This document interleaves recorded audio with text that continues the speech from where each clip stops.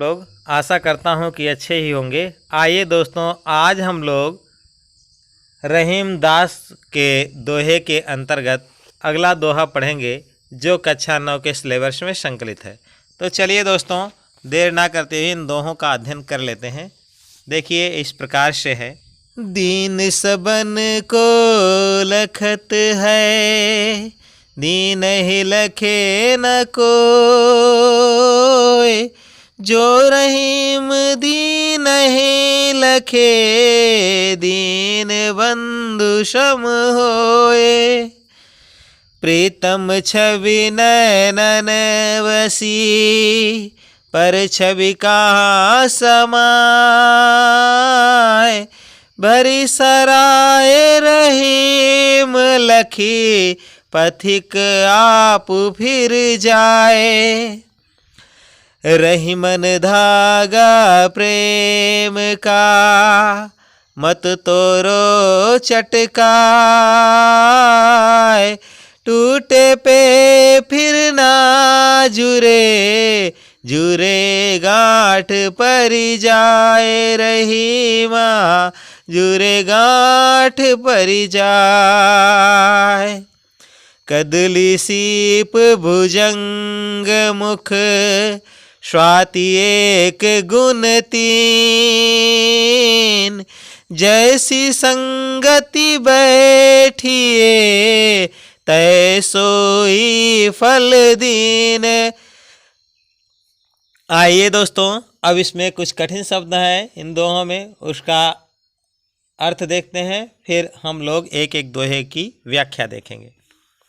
देखिए, पहला है दीन शवन को लखत है। शवन माने सभी लोगों को, लखत का मतलब होता देखना, और दीन माने होता गरीब। लखे माने देखना, ना माने नहीं, कोई माने कोई। दीन बंधु का मतलब होता है दीनों के मित्र अर्थात भगवान। सम माने समान, होई माने होना होता है। अब इसकी व्याख्या हम लोग देखेंगे। तो इसमें देखिए दिया गया है, बता रहे हैं कि दीन शवन को लखत है। दीन व्यक्ति जो होता है, गरीब व्यक्ति जो होता है, वह सभी लोगों के तरफ आशा की इस उम्मीद से देखता है कि कोई उसकी मदद करेगा, लेकिन उस दीनहीन व्यक्ति को कोई नहीं देखता है, अर्थात उसकी तरफ मदद करने का हाथ किसी का नहीं उठता है। रहीमदास जी आगे लिखते हैं, बता रहे हैं जो रहीम दीन ही लखे। रहीमदास जी कहते हैं कि जो दीन व्यक्ति को देखता है, उसकी मदद करता है, दीनहीन की, गरीब की, दीन बंधु सम होए, वह ईश्वर के समान हो जाता है, दीन बंधु के समान हो जाता है। तो आइए दोस्तों, अब इसमें काव्यगत सौंदर्य देखेंगे। यहाँ भाषा ब्रज है, छंद दोहा है, शैली जो है वह मुक्तक और उपदेशात्मक है। यहाँ अलंकार आप देखेंगे तो अनुप्रास है, इसके साथ साथ आपको जो है दृष्टांत अलंकार देखने को मिलेगा। रस यहाँ पर शांत है। तो अगला देखिए, प्रीतम छवि नैनन बसी, पर छवि कहाँ समाए। भरी सराय रहीम लखी, पथिक आप फिर जाए। इसमें कुछ कठिन शब्द है। प्रियतम माने होता है प्रेमी जन, छवि माने उसका रूप सौंदर्य, नैनन बसी, नैनों में बसा है, आंखों में समाहित हुआ है। पर छवि का मतलब होता है दूसरे का सौंदर्य, दूसरे का स्वरूप। कहाँ समाये, कहाँ समाहित हो सकता है, आ सकता है।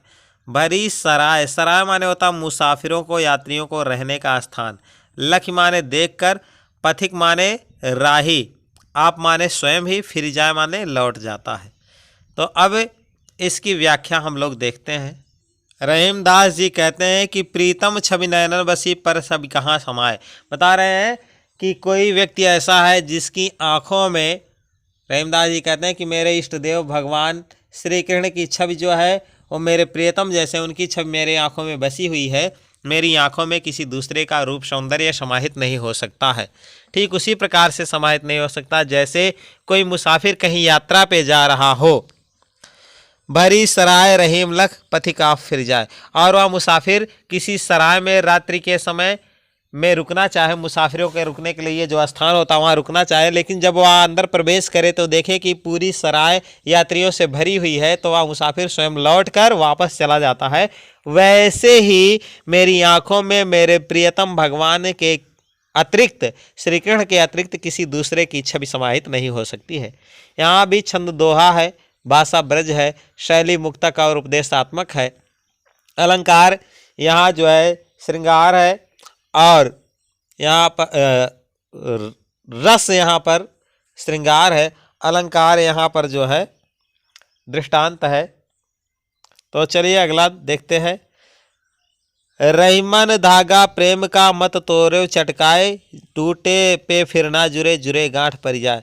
अब यहाँ देखिए, रहीमन धागा प्रेम का, रहीमदास जी कहते हैं कि प्रेम रूपी जो धागा होता है उसे कभी चटकाकर छटकाकर नहीं तोड़ना चाहिए, क्योंकि जो प्रेम रूपी धागा होता है वह बड़ा ही कोमल होता है। अगर उसे आप चिटकाकर तोड़ेंगे तो क्या होगा, टूटे पे फिर ना जुड़े, वह अगर टूट जाएगा तो फिर जुड़ेगा नहीं, और जुड़े गांठ पड़ जाए, यदि वह जुड़ेगा भी किसी तरह से तो उसमें गट्ठी पड़ जाएगी। कहने का तात्पर्य है कि चाहे वह किसी नात रिश्तेदार का संबंध हो, पति पत्नी का हो, या प्रेमी प्रेमिका का हो, या किसी का भी संबंध हो, कैसा भी संबंध हो, यदि वह संबंध किसी कारण से, किसी दरार के कारण से वह संबंध विच्छेद हो जाता है, फिर वह संबंध जल्दी जुड़ता नहीं है, और अगर जुड़ता भी है तो उसमें पहले वाली बात नहीं रह जाती है। अगला दोहा देखेंगे। कदली सीप भुजंग मुख स्वाति एक गुण तीन, जैसी संगति बैठिए तैसी हो फल दीन। कदली माने केला होता है, सीप माने सीपी होती है, भुजंग मुख मतलब होता है सांप का मुख, स्वाति एक नक्षत्र होता है, गुण माने गुण हो जाएगा, तीन माने तीन। जैसी संगति, जिस संगत में बैठोगे तैसो ही फल दीन, ऐसा ही आपको फल मिलेगा।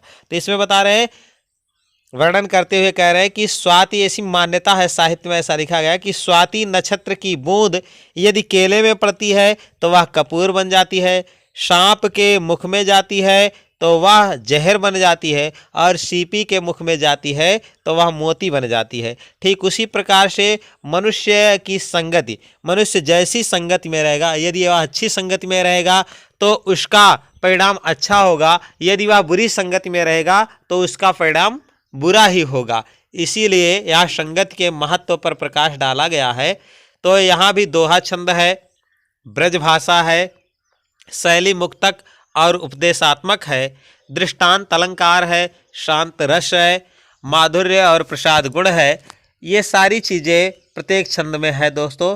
तो चलिए दोस्तों, आज के लिए इतना ही, मिलते हैं अगली वीडियो में। तब तक के लिए आप लोग इस वीडियो को देखिए, इसे लाइक करिए, शेयर करिए, और हमारा सपोर्ट करने के लिए हमारे चैनल को सब्सक्राइब कर लीजिए। धन्यवाद दोस्तों।